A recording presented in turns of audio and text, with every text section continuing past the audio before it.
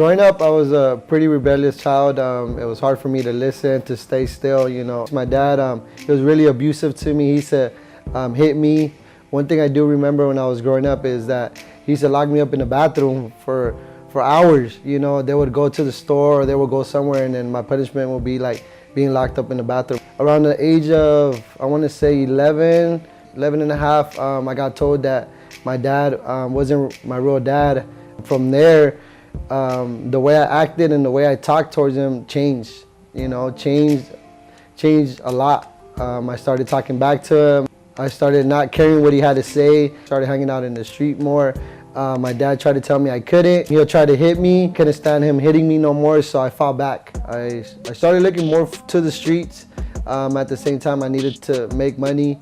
So of course, you know, I was still from stores and as well from him as well. I met Brenda actually in the 5th grade. We were real young. We went to school together. Throughout the years of just, you know, kind of raising myself and then being independent in high school and stuff like that, I used to go out a lot. I used to party. We ended up dating, and from there we started partying together. And throughout that, we were still involved in the streets.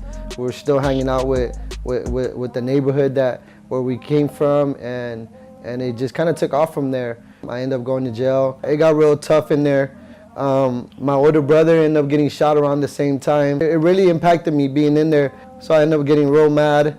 Didn't really care when I was in there, and just kind of just did my time. I made Brenda a lot of promises that when I came out I was gonna change, and I came right back out to the streets. Brenda started moving us, right? Started moving Joshua and Brianna, started moving us to different places, but it was hard for me to leave that lifestyle because I didn't know nothing else but that. She started being more like a positive person in my life.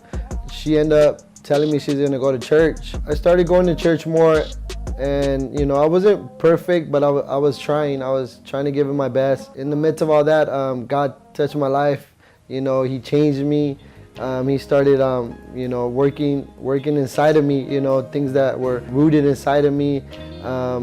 You know, I ended up giving my life to God, and from there, I ended up getting married on our 3rd kid, but we got married and we got it right, you know. Ever since then, throughout the years, we ended up getting involved in the youth ministries to reach out young people, high schoolers, junior hires, and young adults. We started working with them, being part of their life. We became leaders called a ministry called the New Gen.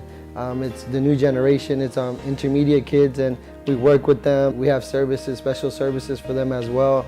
And it's just so exciting to see where God has me at now. If you have gone through the same things I have gone through, you're at the same age where I went through, you know, with my father. I want to encourage you, don't give up. You don't have to face that on your own. God could do the same for you. God, you know, the same way He's taught me, I let Him into my heart. You know, I encourage you, let Him into your heart. My name is Alex, and this is my story.